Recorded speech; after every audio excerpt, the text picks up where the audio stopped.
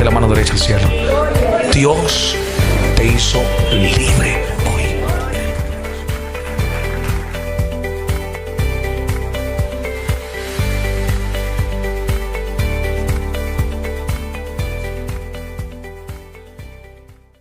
Gloria a Dios.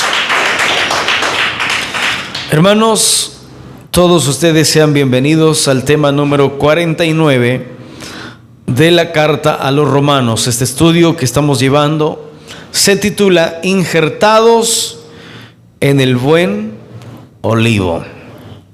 Vamos a ver el simbolismo que hay aquí. Sabemos que el símbolo es aquel que representa algo.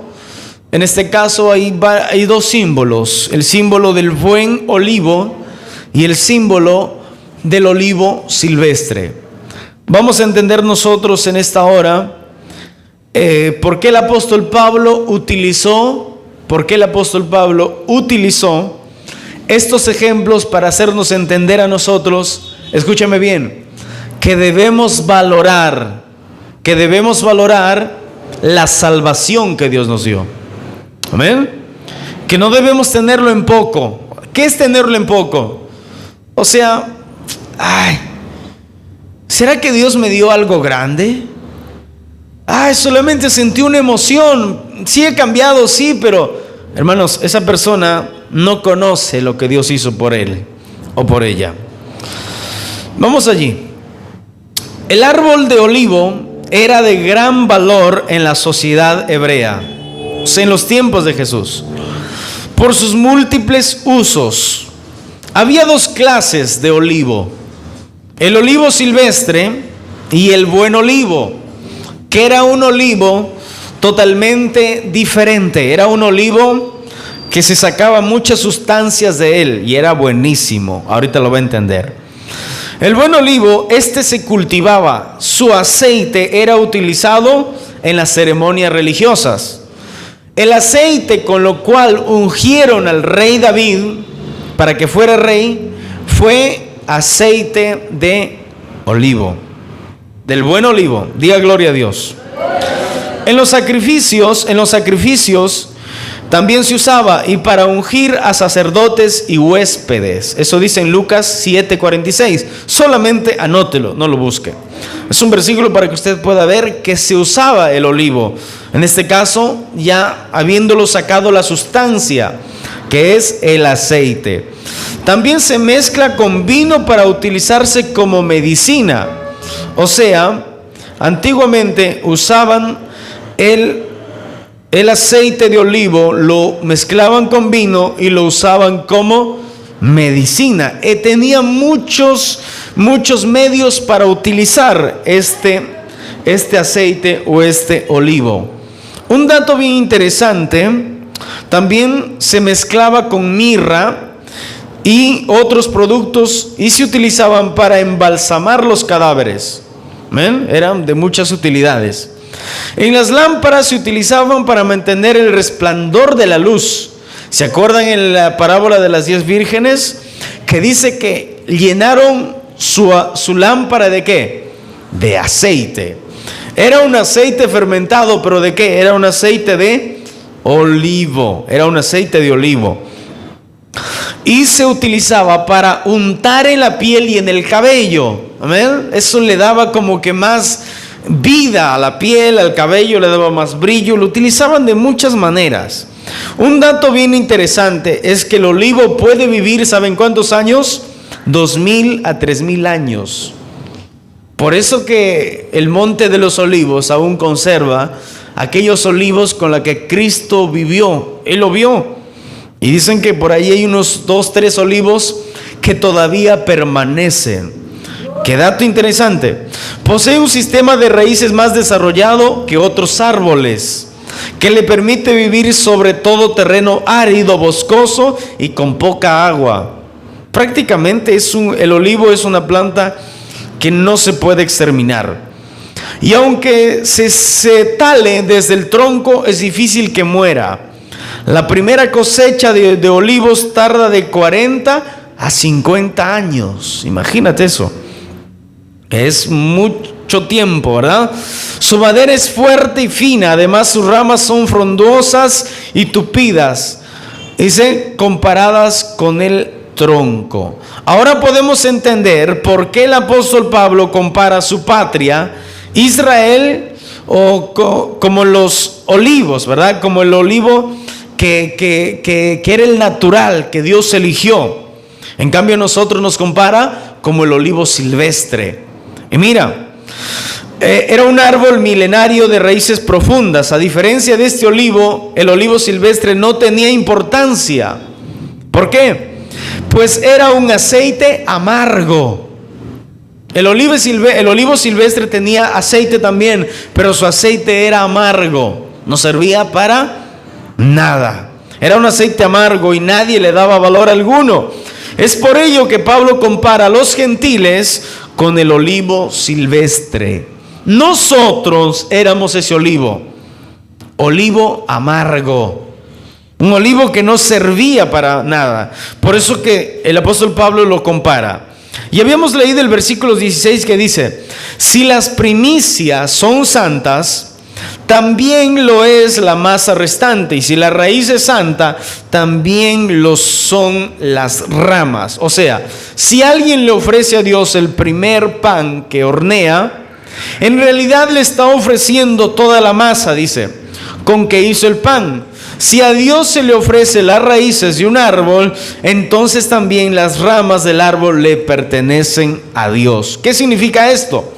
Toda persona que creyó en el sacrificio de Cristo, que creyó que Cristo existió y que murió por nosotros, obtuvo la salvación de su alma. ¿Cuántos obtuvieron la salvación de su alma? Diga gloria a Dios. Solo 2. Mira, recibiendo la promesa dicha desde el principio de la creación, que vendría un Salvador, alguien que nos sustentaría, alguien en el cual tendríamos vida nosotros. Ahorita usted va a entender por qué fuimos desgajados del olivo silvestre e injertados en el olivo natural, que nos da vida a nosotros y que es Dios. Y que separados de Dios no hacemos absolutamente nada y estamos perdidos. El apóstol nos hace entender la puerta que se abrió para nosotros, los gentiles, cuando los israelitas fueron soberbios al llamado de Dios. Mira, Dios envía a Jesús para salvar a los israelitas, pero los israelitas no quisieron. Todo el tiempo estuvieron rechazando a Jesús. Jesús no sirve para nada. Jesús es un comilón, es un bebedor, es un borracho. Y lo tildaron de muchas cosas. Nunca le creyeron su mensaje. Vieron milagros, resucitar muertos, pero nunca le creyeron ese mensaje. ¿Y qué pasó? Se endurecieron. Y por esa dureza vino la salvación para nosotros, los gentiles, los que no merecíamos absolutamente nada, porque nosotros éramos personas que vivíamos en nuestros pecados. Digan gloria a Dios. Vamos al versículo 17. Pues si alguna de las ramas, dice, fueron desgajadas, y tú, siendo olivo silvestre, dice, has sido injertado en el lugar de ellas y has sido hecho participante de la raíz y de la rica savia del olivo. O sea, cuando Dios rechazó a algunos judíos y a ustedes los aceptó en su lugar, ustedes llegaron a formar parte del pueblo de Dios y así recibieron ¿qué? La vida eterna. Porque aceptamos el sacrificio de Cristo. Escuchamos el mensaje de Dios, creímos, vimos una transformación en nuestra vida y quisimos hacer la voluntad de Dios. Esto me hace recordar a lo que le pasó al etíope. Allá por el libro de Hechos, por el capítulo 2, no recuerdo el versículo, está la historia de un hombre, un eunuco etíope, de Etiopía, que era sirviente a Dios, era simpatizante a la fe de los judíos. Cada año venía a la Pascua, venía a hacer sacrificios en el templo de Dios. Él ya se estaba regresando, pero estaba revisando unos textos de la Biblia. En ese caso estaban todavía en algunos pergaminos, ¿ya? Entonces, él leía, pero no entendía absolutamente nada. Pero mira, el Espíritu de Dios, ¿qué hace? El Espíritu de Dios, yo pido por favor absoluta atención, Dana. Por favor, atención. Gracias. Mira, entonces Dios lleva en el Espíritu al Esteban. No, ¿quién fue? Felipe, ¿verdad? Felipe, Dios lo lleva en el Espíritu y llega allí frente al etíope y lo escucha que él está leyendo. Ahí el libro de Isaías, cuando Jesús sufriría el martirio, el desprecio, sufriría todo, absolutamente todo el desprecio de la gente. Sufriría de una manera terrible. Entonces él estaba leyendo, pero él no entendía nada. Y luego se acerca y le dice: ¿estás entendiendo? Y él le dice: no entiendo nada. ¿De quién habla? Entonces le empieza a explicar: mira, ese hombre ya existió, ya murió, lo mataron, lo asesinaron, él ya vino. Entonces él dice: ¿de verdad? Es verdad, le dice. ¿Y qué tengo que hacer yo? Tienes que aceptar ese sacrificio, pedir perdón por tus pecados y creer en él. Entonces él le dice: ya he creído, yo ya creo. ¿Y ahora qué más hago? Le dice. Bueno, lo siguiente es: tienes que bautizarte, le dice, lo que le dice Felipe. Y dice que mientras el carruaje iba a caminar en camino, ven un pozo de agua. Y le dice: oye, Felipe, ¿qué impide que yo me bautice acá? Bueno, no impide nada, es tu decisión. ¿Quieres hacerlo? Él dijo: yo quiero hacerlo. ¿Y saben qué? Se fue, lo bautizó en el nombre del Padre, del Hijo y del Espíritu Santo, lo zambulló, se levantó nuevo para Cristo. ¿Y qué pasó? Dice la Biblia que en ese momento el Espíritu de Dios lo llevó a Felipe, lo trasladó a otro lugar. El etíope miró a un lado, miró al otro y no vio a nadie. Y glorificó a Dios, porque él entendió que la salvación había llegado a su vida. Y saben que, hermanos, hay un dato interesante. Ese etíope llegó a Etiopía, su tierra natal, predicó el evangelio. Y saben que hay una iglesia hasta ahora de esos cristianos. Hermanos, es tremendo lo que puede hacer cuando una persona se decide y dice: yo quiero hacerlo. ¿Saben por qué? Porque la venida de Cristo puede ser en cualquier momento. Y bueno, hay que estar listos, hay que estar preparados con nuestras convicciones seguras, ¿verdad? Soy cristiano y voy a aceptar la palabra de Dios y voy a cambiar, porque el Señor cuánta cosa hizo por mí. Sufrió, padeció todo el martirio, lo hizo para salvarme a mí. Yo tengo que serle fiel cada día. Diga gloria a Dios. Nosotros pasamos de adorar ídolos a servir al Dios vivo. Porque los que hacíamos nosotros, ¿qué era? Por ejemplo, retornando a nuestra vida pasada, ¿cómo era? Fiestas costumbristas, adorábamos ídolos, vivíamos sin Dios, vivíamos sin esperanza. Nadie, no nos regíamos por la palabra de Dios, vivíamos como queríamos. Éramos gentiles, éramos idólatras. Pero de vivir en esa vida, pasamos a servir al Dios vivo. Yo te pregunto: ¿quién es tu rey? ¿Quién es tu rey? Dios es tu rey. Si Dios es tu rey, Él tiene una palabra que debemos nosotros obedecer. ¿Cuántos dicen gloria a Dios? Aplauden al Señor con alegría. Antes, así como el olivo silvestre, nuestra vida fue amarga, ¿sí o no? Por eso que es exacto la comparación del olivo silvestre. Su aceite era totalmente amargo. ¿Cómo era nuestra vida antepasada? Amarga, ¿verdad? Una vida totalmente sufrida, una vida de pocas alegrías. Pero teníamos que ir la gente tenía que ir a emborracharse, a drogarse, a estar en las fiestas allí, costumbristas y todo eso, para estar alegre un momento. Pero después, ¿cómo era?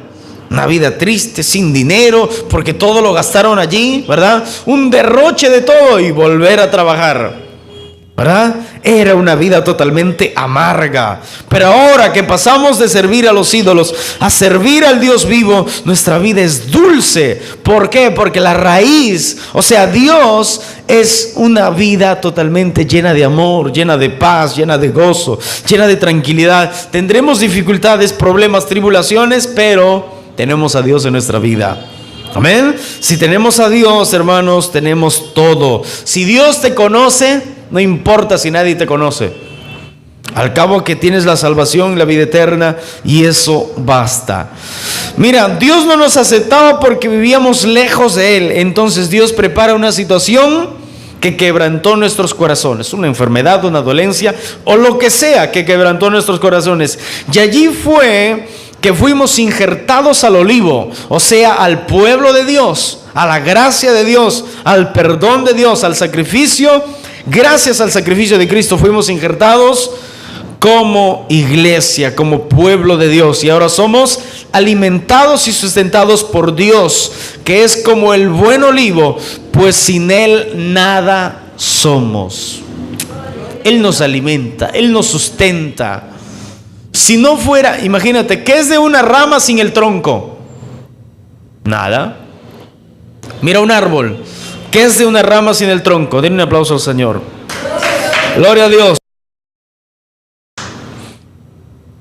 ¿Qué es de una rama sin el tronco? No es absolutamente nada. Por más que veas, por ejemplo, una planta de mango y está en la rama, ¿verdad? Agarras la rama completa y lo arrancas, ¿qué pasa? Ese mango no vuelve a crecer más, o no vuelve a desarrollarse por completo, está bien pequeño. Entonces, si no es el tronco, sí, por eso que sin Dios, sin Cristo, nada podemos hacer. Hay gente que piensa y dice, ay, ¿cómo que nada puedo hacer? Yo puedo estudiar, yo puedo trabajar, yo puedo prosperar. Claro que sí, no habla de eso. Para prosperar y para hacer las cosas de la vida no necesitamos a Dios. Pero para ser salvos, para ir al cielo, para eso sí necesitamos a Dios. Amén.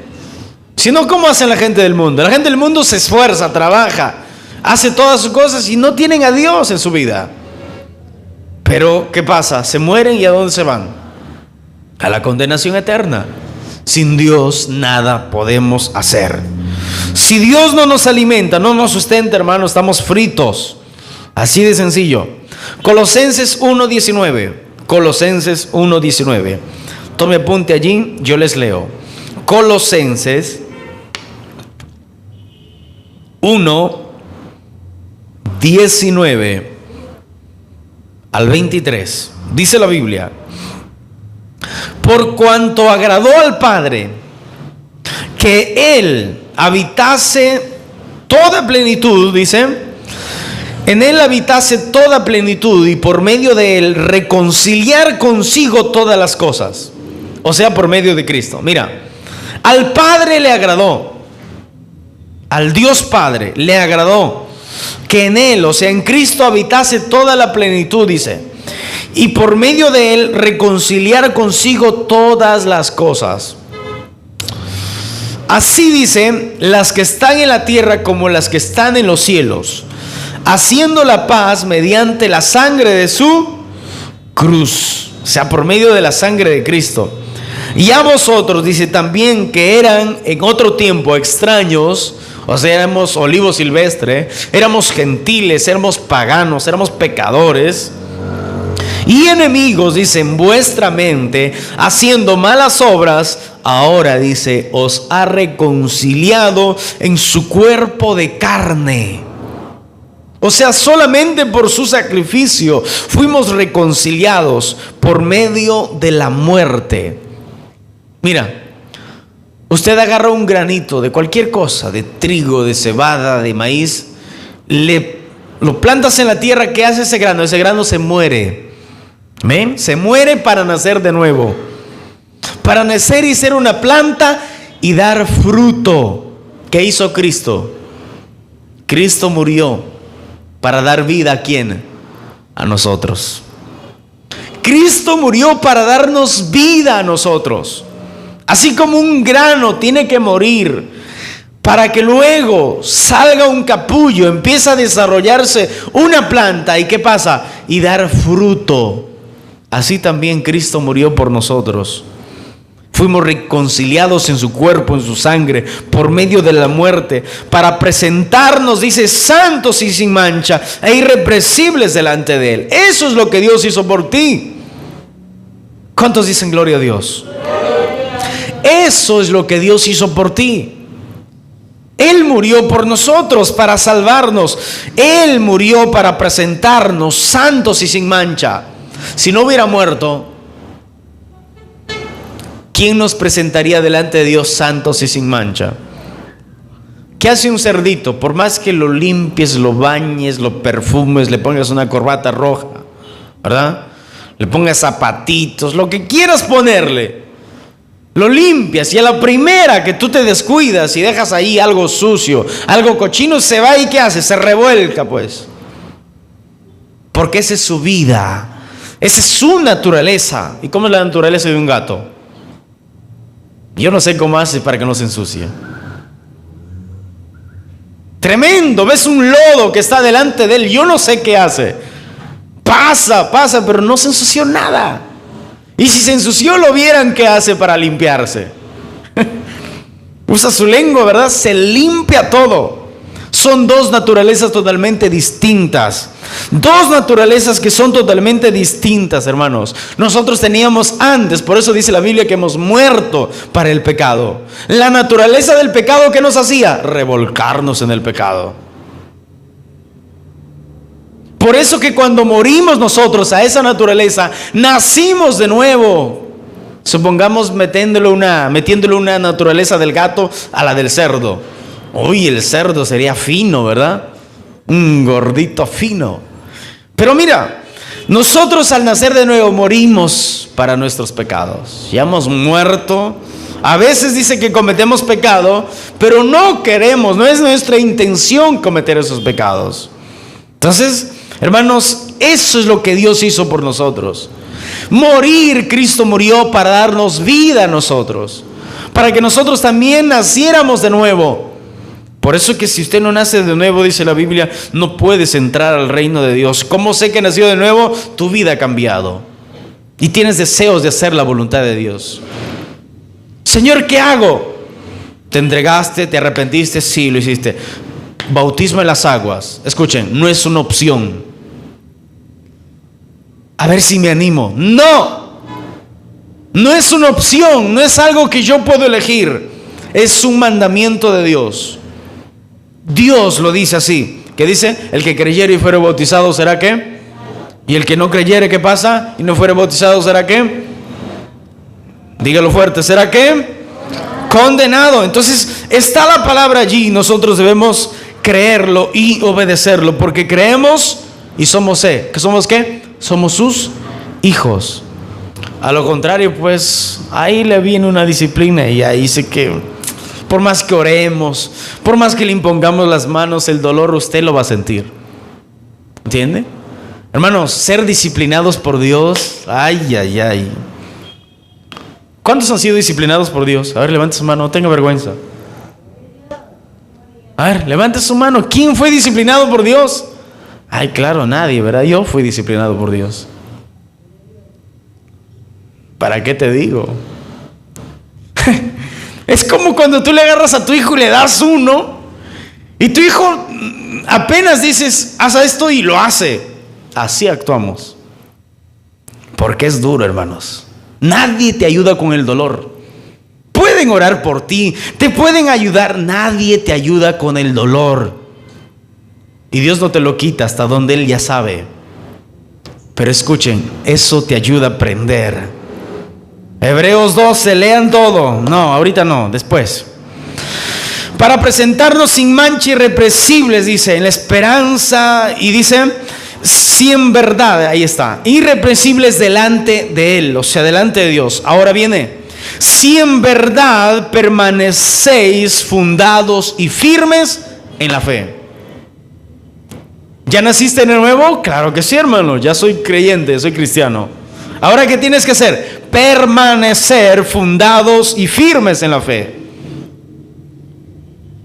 No estar un día sí, un día no. Ay, es que ya no siento nada. No, nosotros no vivimos por sentir, vivimos por fe. ¿Acaso no dice eso la Biblia? El justo por la fe vivirá. O sea, por confiar en Dios, lo sienta o no lo sienta. Yo confío en Dios. Por eso dice, tienen que permanecer fundados, firmes en la fe, en la confianza en Dios, y sin moveros de la esperanza del evangelio que habéis oído. No te muevas por nada. Ay, que ya vino un testigo ahí a hablarme. Ay, que eso del infierno, el infierno no existe. Ay, te he engañado a ti. No. Y si, escucha, tú tienes dos posibilidades: de decirle, de tirarle la puerta, porque a ellos dice la Biblia que te debes cerrarle la puerta. No, ay, hermanito, pasa, hermanito. Hermanito, ¿tú le dirías hermano a un hijo del diablo? Eso es verdad. ¿Qué dijo Jesús? Ustedes son hijos del diablo. ¿Les dijo sí o no? A los fariseos. Los fariseos tenían la ley, pero eran torcidos. Entonces le dijo, ustedes son hijos del diablo. Entonces no le diga hermanito. Cualquier cosa, amigo, señor, señora, ¿sabe qué? Discúlpeme, yo no acepto lo que ustedes dicen. Ustedes han torcido todo, han sido engañados. Y si tienes conocimiento, enfréntalo. Si no, ciérrale la puerta. Si no sabes qué decirle, porque te van a sacar versículos que te van a descuadrar y vas a decir, ay, me han engañado en la iglesia. Y te olvidas de todo, de lo que Dios hizo por ti, del cambio que Dios hizo en tu vida, de la liberación que Dios te hizo, y te olvidas de todo en ese momento. Por eso, que hermanos, que dice, sin moveros de la esperanza del evangelio que ustedes han escuchado. Tienen que agarrarse del evangelio, de lo que ustedes han escuchado, y volver a escuchar. Si hay mensajes grabados que usted escucha, grabe otra vez, vuelve a escuchar, y cada vez eso se va a hacer vida en ustedes, y va a ser de edificación. Ustedes van a crecer cada día, el cual se predica en toda la creación que está debajo del cielo, del cual yo, Pablo, fui hecho ministro. Y como todos nosotros fuimos hechos ministros, personas que un día nos va a cobrar de todo. Mira, a mí me gustaría no decirles algunas cosas para no hacerles sentir mal a ustedes. Pero escuchen, si yo no les digo, ¿saben? Dios va a cobrarme de eso. Por eso dice Santiago, a los líderes se les va a cobrar más que a los oyentes. ¿Por qué? Porque es nuestra responsabilidad. Te duela, no te duela, te quedes aquí o te vayas, sea lo que sea, nosotros tenemos la responsabilidad de hablar, ¿qué? La verdad de la palabra de Dios. Uy, ¿cuántos la han torcido? No, es que se va el mejor diezmo. No le digas, déjalo. No, estás creando un monstruo. Mejor, dice la Biblia, con la vara de la corrección, con la palabra de Dios, uno se va disciplinando, uno se va discipulando, va aprendiendo. Y aunque nos duela, pero eso nos va a dar crecimiento. ¿Y saben qué? Nos va a llevar al cielo. Nos va a llevar al cielo, hermanos. Créame. O usted, cuando tiene un tumor ahí bien grande en la pierna, cuando le sacan, ¿le duele o no le duele? Bueno, en este caso le ponen anestesia. Pero imagínate sin anestesia. ¿Te duele o no te duele? Tú no quisieras que no te duela, ¿verdad? Ay, déjalo ahí, no importa, porque no quiero que me duela. Pero cuando te sacan, ¿qué pasa? Ya estás sano, ¿verdad? Te dolió, pero ya después estás sano. Y dices, bueno, gracias a Dios por eso. ¿Cuántos dicen gloria a Dios? ¿Cuántos aceptan la palabra de Dios aunque duele un poquito? Diga gloria a Dios. Apláudele entonces a Dios, que Él es el dueño de la palabra.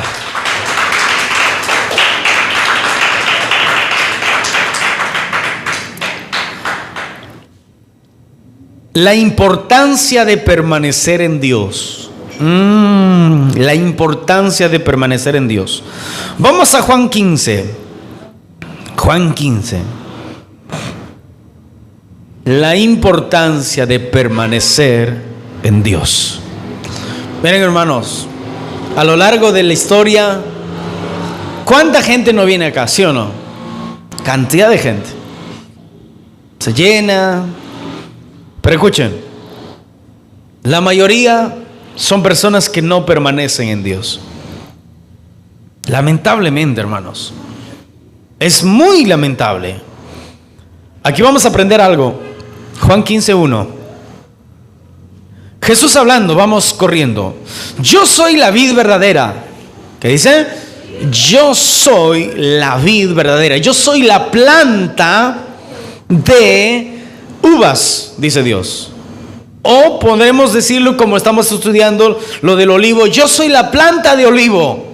Como si Jesús dijera eso.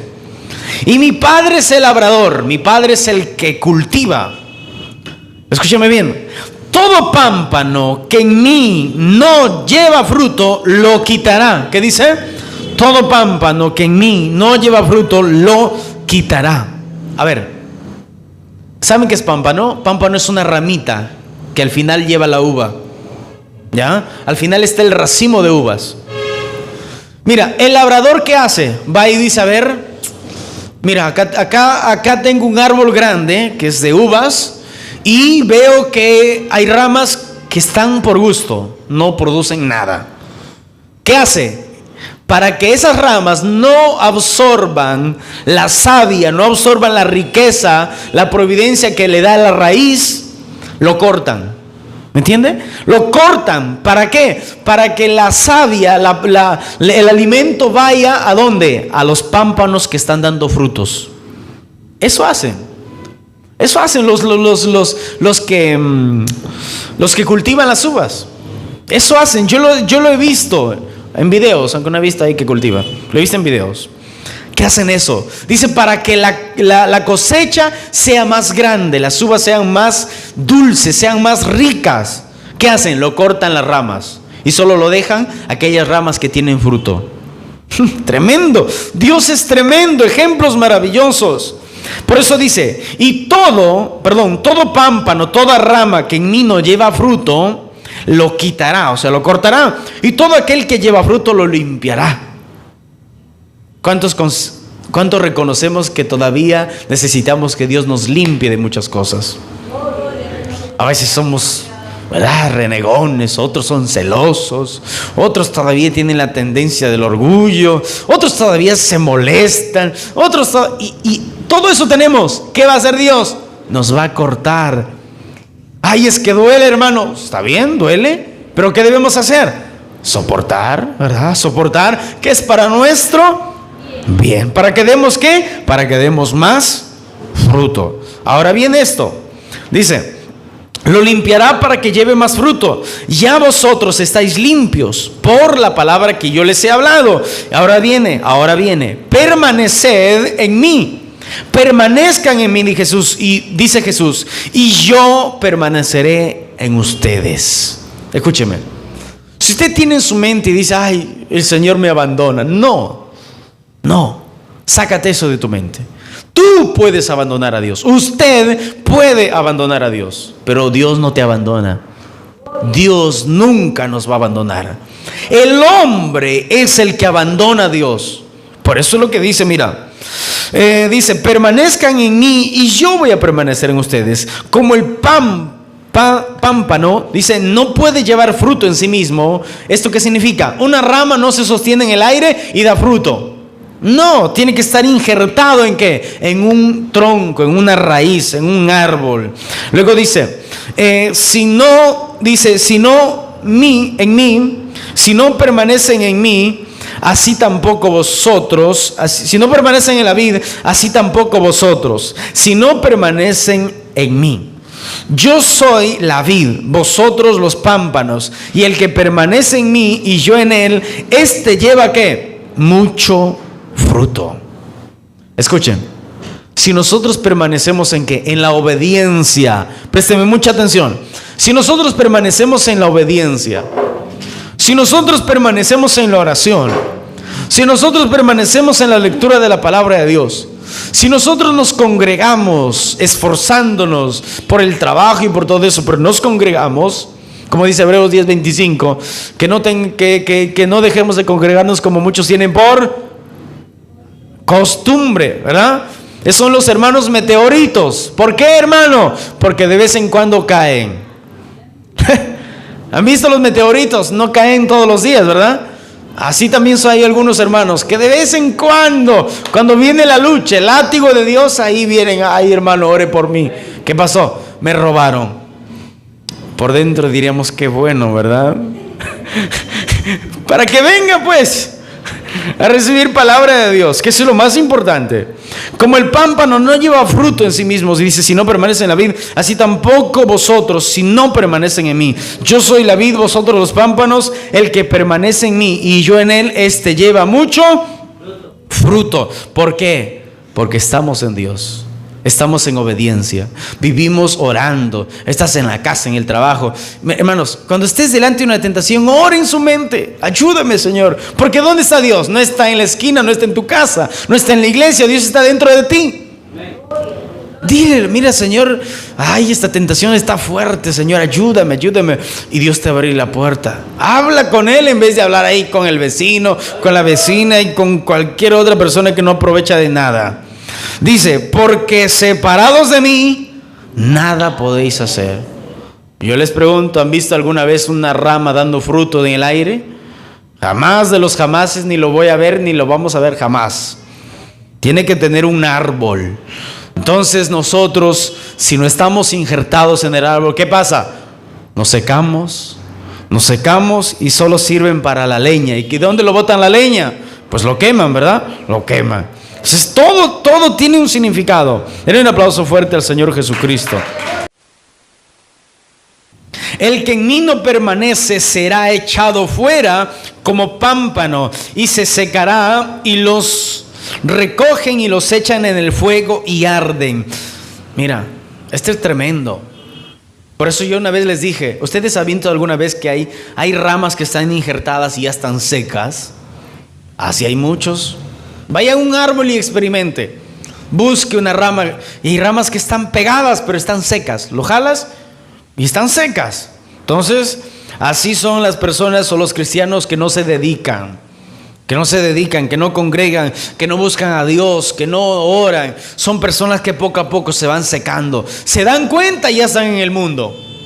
Es terrible. Por eso que hay que velar, dice la Biblia, todos los días. El que en mí no permanece será echado fuera como pámpano y se secará, y los que recogen le echan en el fuego y arden. Si permanecéis en mí y mis palabras permanecen en vosotros, pedid lo que queréis y se será hecho. Preste atención. ¿Qué dice? Si ustedes permanecen en mí, si ustedes permanecen en mí y mis palabras permanecen en ustedes, pedid lo que ustedes quieran y se les será hecho.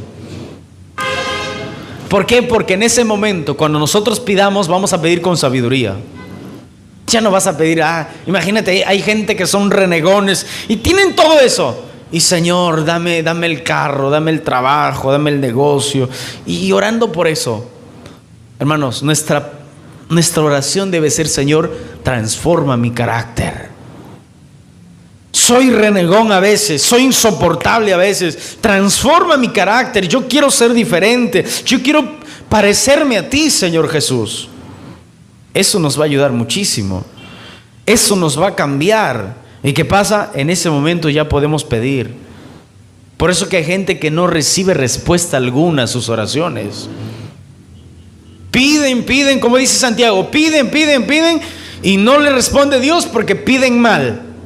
Piden, pero piden mal. ¿Por qué? Porque lo hacen solamente para satisfacer sus impulsos, para satisfacer su nivel físico, sus emociones, solamente para satisfacer su corazón y no para cambiar, para tener un carácter diferente. Por eso dice, busquen el reino de los cielos y su justicia y el resto vendrá como añadidura. Créame, hermanos, créame mis oraciones, y Dios es testigo de eso. No, casi nunca le pido, Señor, nunca, hermanos. No es que no sea prioridad, pero la prioridad que es la vida espiritual. Transfórmame, Señor, mira, yo todavía soy débil en esto. Ayúdame, Señor, quiero ser diferente. Ayúdame, Dios mío. Ahí los hermanos que crezcan espiritualmente. Esa es la oración eficaz. Por eso dice la Biblia que la oración eficaz del justo. Pero para ser una persona, ahí justo es una persona madura.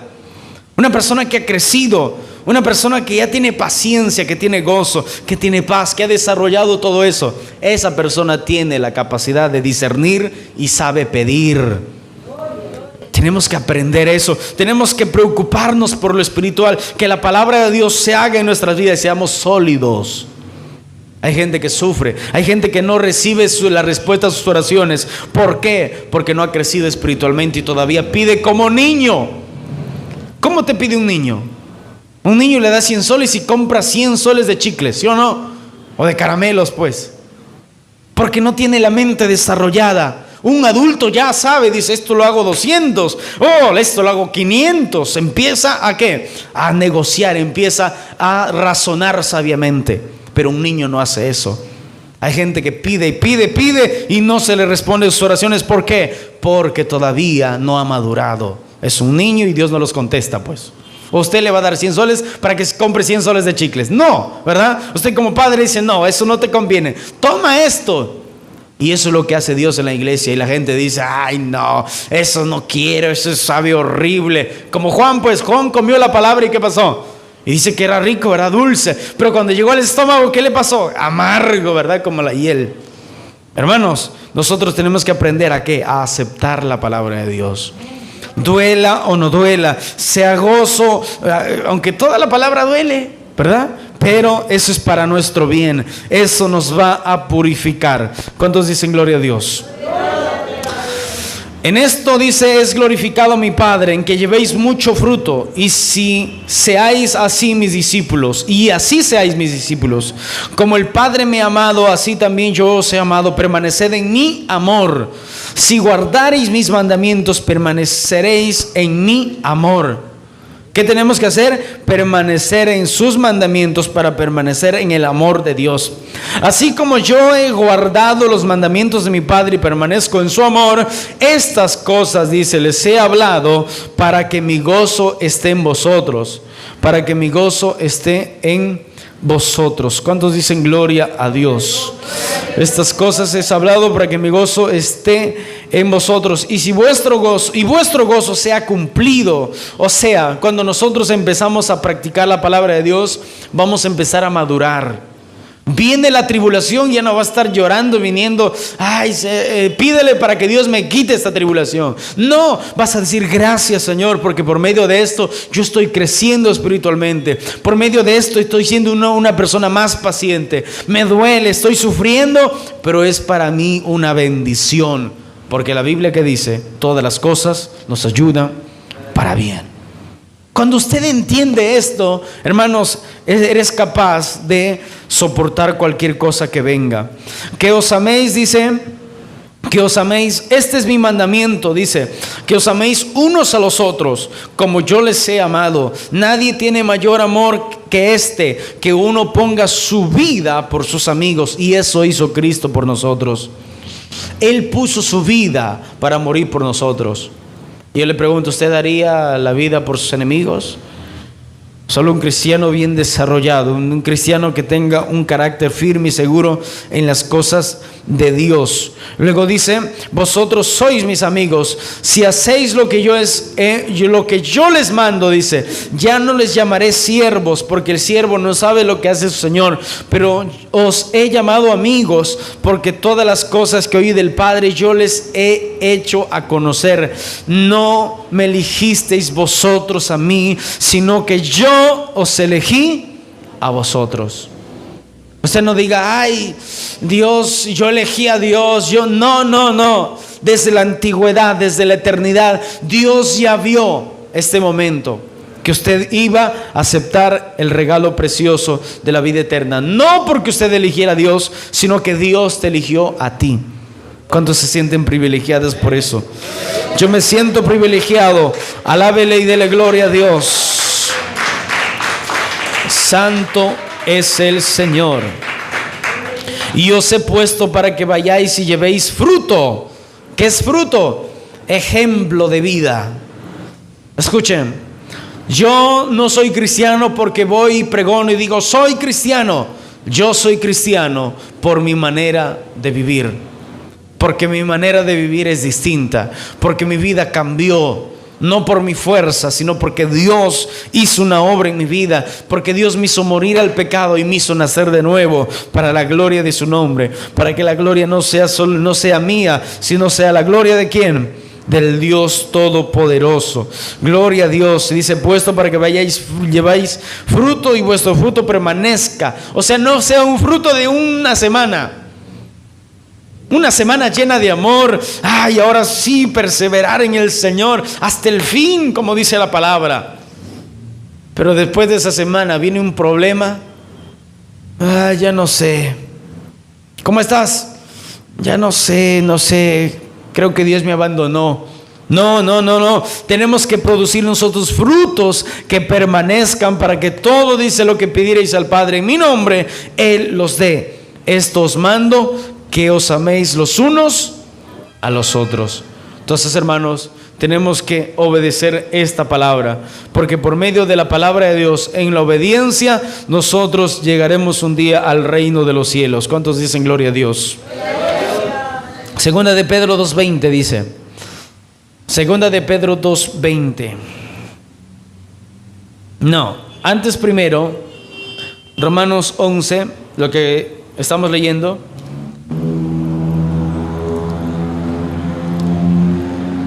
Romanos 11:18. 17, perdón.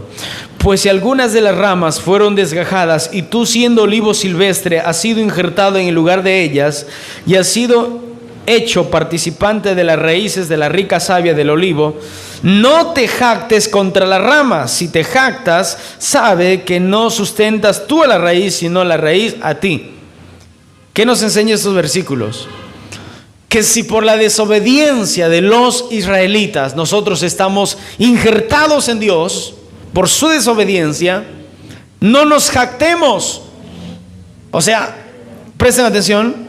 O sea, no digamos nosotros, ay, por mis méritos, ay, yo soy mejor que ellos, ay, mira, y empecemos nosotros a vivir no una vida santa como Dios quiere, sino empecemos a vivir conforme a nuestros propios pensamientos. No, al cabo que ya le entregué mi vida a Cristo. No, al cabo que ya, y ahora ya puedo yo hacer lo que yo quiero. Nada que ver con eso. Nosotros tenemos que cada día agradecer a Dios por esta misericordia, porque hay muchas advertencias en la Biblia. Ahora sí vamos a segunda de Pedro 2:20, dice: ciertamente, habiéndose ellos escapado de las contaminaciones del mundo, habiéndose ellos, el apóstol Pedro está hablando de personas que un día estuvieron en Dios, estuvieron en la iglesia. Dice, por el conocimiento del Señor y Salvador Jesucristo, y ahora dice, enredándose otra vez con ellas, son vencidos con las cosas del mundo. Aquellos que se ensoberbecen, aquellos que se jactan y empiezan a decir, ay, ¿verdad? Mira, Dios hizo esta obra conmigo, Dios me bendijo, y bueno, la bendición es tan grande que yo ya voy poco a la iglesia, o no tengo tiempo para ir a la iglesia. Mira, enredándose otra vez, dice, en ellas, o sea, en las cosas del mundo, son vencidos. Su postrer estado, ¿qué pasa? Viene a ser peor que el primero. Porque mejor les hubiera sido no haber conocido el camino de la justicia, que después de haberlo conocido, volverse atrás del santo mandamiento que les fue dado. Pero les ha acontecido lo del verdadero proverbio: el perro vuelve a su vómito y la puerca lavada a revolcarse en el lodo. Ay, hermanos, ay. Esto sí que es para temer. Hermanos, es tan ligera la línea, el hilo, lo que usted quiera llamarlo, de que una persona empieza a apartarse del camino de Dios. Es tan ligera, es tan débil eso. O sea, cuando una persona empieza, escuchen, es terrible, hermanos. Cuando una persona cae, un cristiano que ya estuvo años, que ya creyó y cae en la ceguera espiritual, ay. Por más que le hables, llega un punto que por más que le hables, por más que le digas, ya no se puede. Esto me hace recordar a los fariseos. Jesús les decía y les decía, ellos se daban cuenta y les decía, no querían, se agarraban en su dureza, se envolvieron otra vez con las cosas del mundo. Por eso es que una persona tiene que ser verdadero, un cristiano tiene que ser verdadero, tiene que hacer la voluntad de Dios, obedecer la palabra de Dios, o tarde o temprano va a volver atrás. Por eso es lo que dice, enredándose otra vez con ellas, con las cosas del mundo, son vencidos, su postrer estado viene a ser peor que el primero, porque mejor le hubiera sido no haber conocido el camino de la justicia. Eso mismo dice en Apocalipsis. Mejor no me hubieras conocido. Mejor es ser un frío que un tibio. Ya vamos a llegar. Su postrer estado viene a ser peor que el primero. El primero quizás fue un borracho. El primero quizás fue un paralítico. El segundo le viene la muerte. Terrible, hermanos, esto es terrible, que después de haberlo conocido volverse atrás del santo mandamiento que les fue dado. Pero les ha acontecido lo del verdadero proverbio: el perro vuelve a su vómito, porque esa es su naturaleza. Son gente que solamente vino por el milagro, son gente que solamente se emocionó. Pero nosotros tenemos que ser de los de la buena tierra, que llegó la semilla, de aquellos que creció, tomó raíz, creció, fue grande y dio fruto al 100, al 60 y al 30 por uno, dice la Biblia. ¿Cuántos de esos hay aquí en esta noche? Esperemos que todos, de verdad, de todo corazón, esperemos que todos seamos de esos. Y la puerca lavada a revolcarse en el cieno, porque nunca dejaron que Dios moldee su carácter ni cambie sus vidas. Nunca quisieron ser moldeados por Dios, y es terrible. Vamos con Hebreos 6, 4 al 9.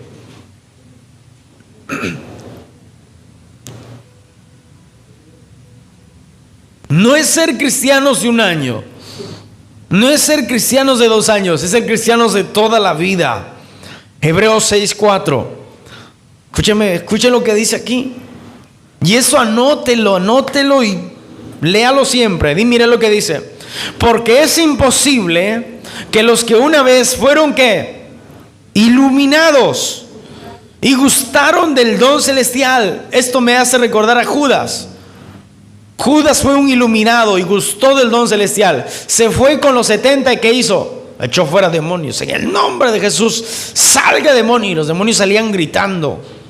Judas, Judas era el secretario, el tesorero, el que tenía la plata. Imagínate, ¿le confiarías eso a un ladrón? Y asimismo gustaron de la buena palabra de Dios y de los poderes del siglo venidero, o sea, de los dones del Espíritu Santo, y recayeron, dice, sean otra vez renovados para arrepentimiento. Ya no, crucificando de nuevo para sí mismos al Hijo de Dios y exponiéndolo a vituperio. ¿Qué dice al principio? Porque es que imposible. ¿Saben qué significa imposible? No hay cavidad de posibilidad. No hay cabida que sea posible.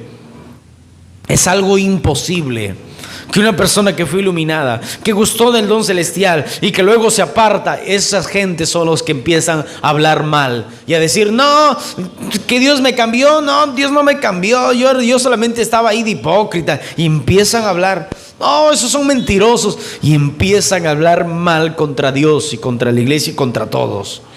Hermanos, eso dice la Biblia. Es imposible que sean renovados para arrepentimiento otra vez, crucificando de nuevo para sí mismos al Hijo de Dios, exponiéndolo a vituperio. Porque la tierra, dice, que bebe la lluvia, que muchas veces cae sobre ella y produce hierba provechosa a aquellos que por los cuales es labrada, recibe la bendición de Dios. Pero la que produce espinos y abrojos es reprobada. Un campesino agarra, ¿verdad? Y corta la hierba para darle a los ganados, a los animales. Pero agarra a los espinos, a todo eso. ¿Qué agarra? Agarra, los corta de raíz y ¿qué hace? Los quema. Por eso dice, es imposible. No puede una persona nacer de nuevo 2 veces, así como usted no puede entrar a tu vientre 2 veces. Ya naciste así, feo, bonito, lo que sea, ya nacimos. ¿Cuántos dicen gloria a Dios? Espiritualmente, yo tengo la seguridad de que nací de nuevo y no hay una cavidad posible de que vuelvan a nacer de nuevo otra vez. Y nadie puede volver a hacer eso. Y su fin, dice, es ser quemada.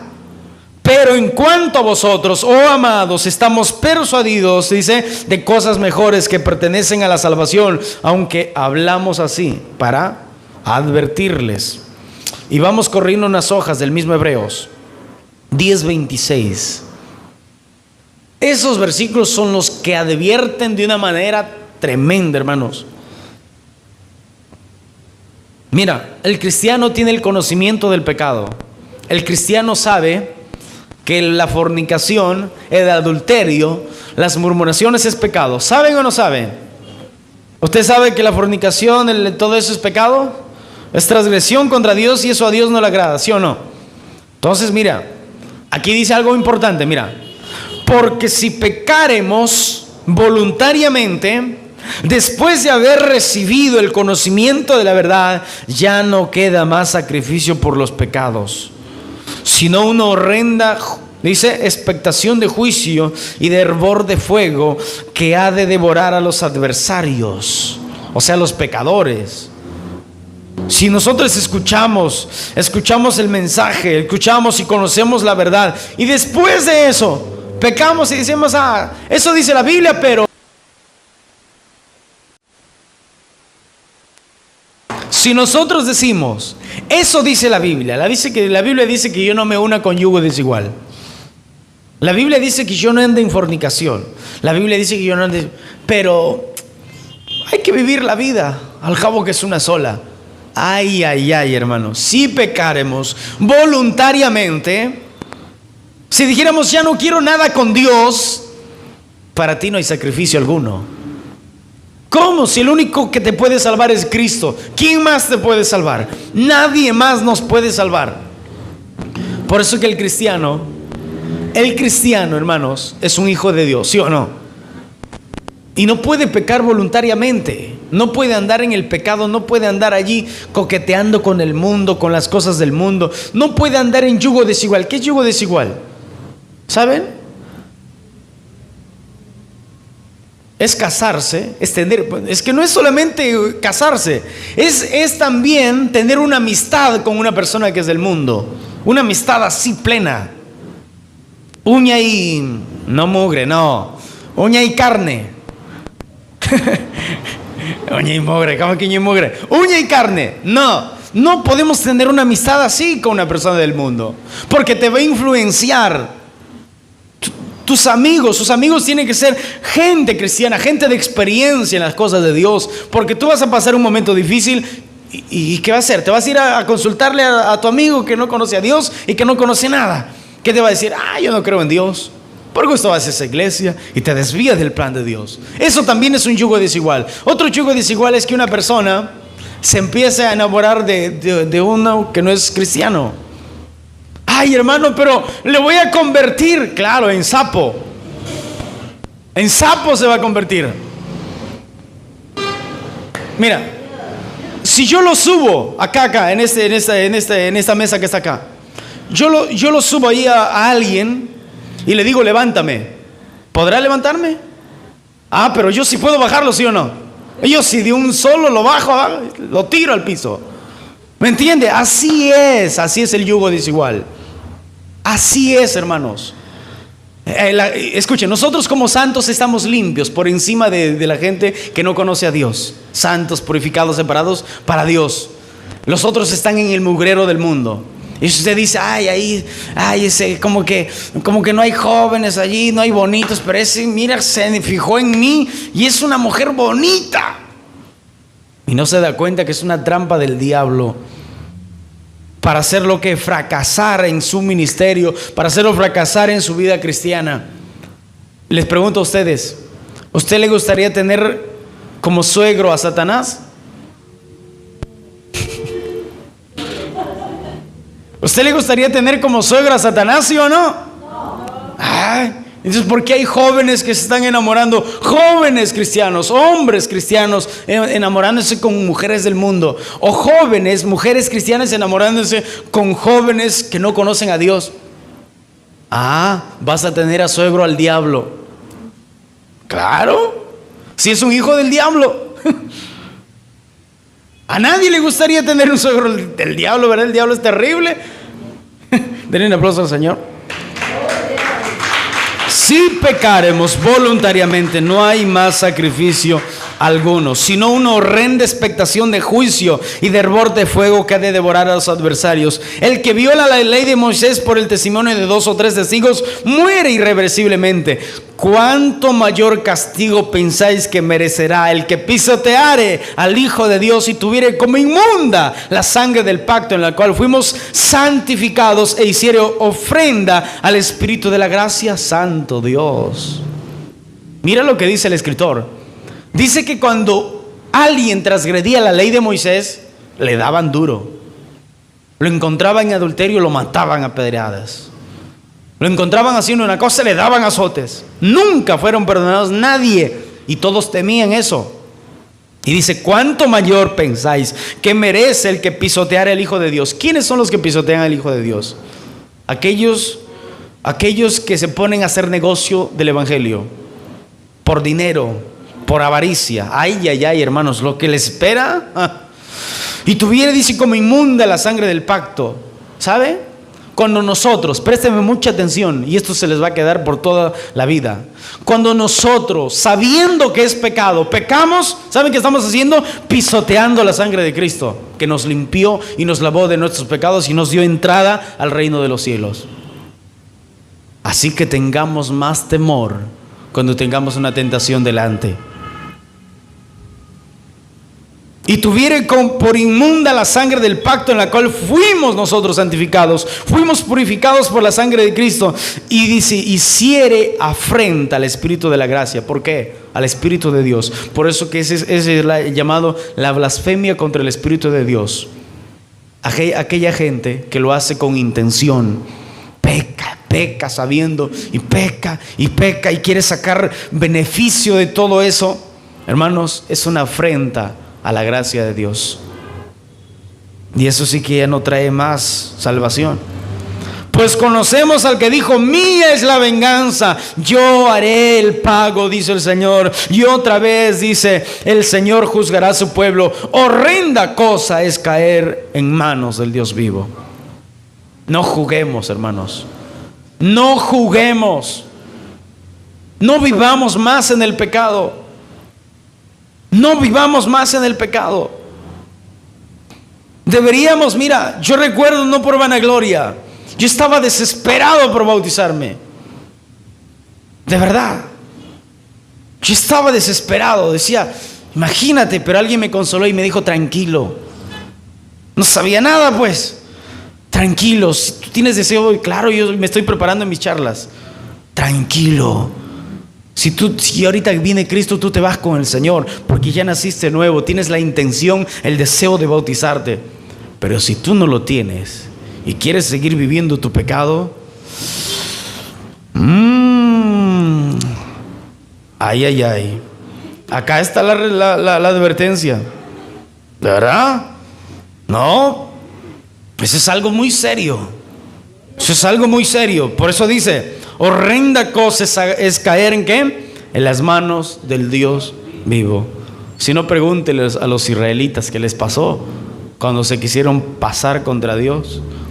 Si no, pregúntele a Hugo Chávez, que insultó a Dios, insultó al pueblo de Dios. Pregúntele a ellos qué les pasó. Hermanos, las cosas de Dios son serias y debemos nosotros cada día hacer su voluntad. 3:15 del libro de Apocalipsis. Apocalipsis 3:15. Yo conozco tus obras. Eso nos dice Dios a todos. Ay, el pastor dice eso porque él no peca. No, nada que ver. Lo primero, lo que estoy leyendo es primero para mí, después para ustedes. Yo conozco tus obras, dice. Dios conoce mis obras. Dios conoce las tuyas. Y ahora viene: que ni eres frío ni caliente. Ojalá fueses frío. O sea, ojalá fueras mundano. Ojalá fueras caliente. Ojalá fueras verdadero cristiano, fervoroso. Pero por cuanto eres tibio y no frío ni caliente, te vomitaré ¿de dónde? De mi boca. Es terrible, hermanos. Es terrible. Dios los rechazará. Eso significa vomitará. Te vomitaré de mi boca. Por eso que el día del rapto de la iglesia será tremendo. Será terrible para muchos y gozoso para millones. Porque se van a sorprender, hermanos. Porque muchos están con la ceguera espiritual. No les deja ver su situación. Y por más que se le habla, se le dice, siguen con lo mismo. Se van a sorprender, se van a jalar los pelos, se van a arrancar, se van a tirar del último piso. Va a ser horrible, hermano, su vida. Porque su oportunidad para ellos se fue. Si no, lea las 10 vírgenes, la parábola. No te jactes contra las ramas, y si te jactas, sabe que no sustentas toda la raíz, sino la raíz te sustenta a ti. No juguemos con Dios.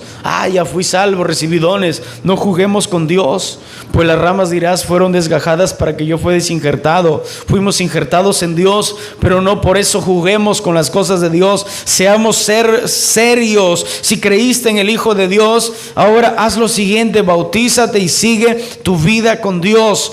Amén. Amén. Bien, por su incredulidad fueron desgajadas, pero tú por la fe estás en pie. No te ensoberbezcas, sino ten temor, ten respeto, obedece la palabra de Dios. Porque si Dios no perdonó las ramas naturales a los judíos que tenían la ley, las promesas de Abraham, de Moisés y todas las promesas, si a ellos no les perdonó, tampoco te perdonará a ti, dice. Tampoco nos perdonará a nosotros si nosotros jugamos con las cosas de Dios, no ponemos seriedad a las cosas de Dios. Sí, no, todavía. Hermanos, seamos serios. Mira pues la bondad. ¿Dios es bueno, sí o no? ¿Cuántos creen que Dios es bueno? Yo creo que Dios es bueno, si no, no estaríamos aquí. Pero vamos a ver el otro lado de la moneda, la severidad de Dios. Ay. Eso no me gusta, hermano, a mí tampoco. La severidad ciertamente para los que cayeron va a ser terrible, pero la bondad para con nosotros si permanecemos. Hay una condición, hermanos. Dios es bueno, hermanos. Dios no va a mandar a sus hijos al infierno. Claro que no va a mandar a sus hijos, pero si permanecemos en esa bondad. Acabamos de leer Juan 15. Si permanecemos en esa bondad, pues de otra manera tú también, ¿qué dice? Serás cortado. Este es un mensaje de advertencia, hermanos. No, para no estar jugando más con el pecado, con las cosas del mundo. Y aún ellos, dice, no permanecieron en incredulidad, serán injertados, pues poderoso es Dios para volverlos a injertar, porque son hijos de la promesa, los hijos de Israel. Porque tú fuiste cortado, que por naturaleza es olivo silvestre, y contra naturaleza fuiste injertado en el buen olivo. ¿Cuánto más estos que son las ramas naturales serán injertados en su propio olivo? Por eso que dice Apocalipsis 1:8, que cuando Cristo venga, he aquí vienen las nubes, y todo ojo lo verá, y los que le traspasaron harán lamentación por él. Los israelitas, el día que Cristo venga en las nubes, en su segunda venida, ellos harán lamentación y dirán: ese es el Mesías, nosotros lo rechazamos, nos arrepentimos.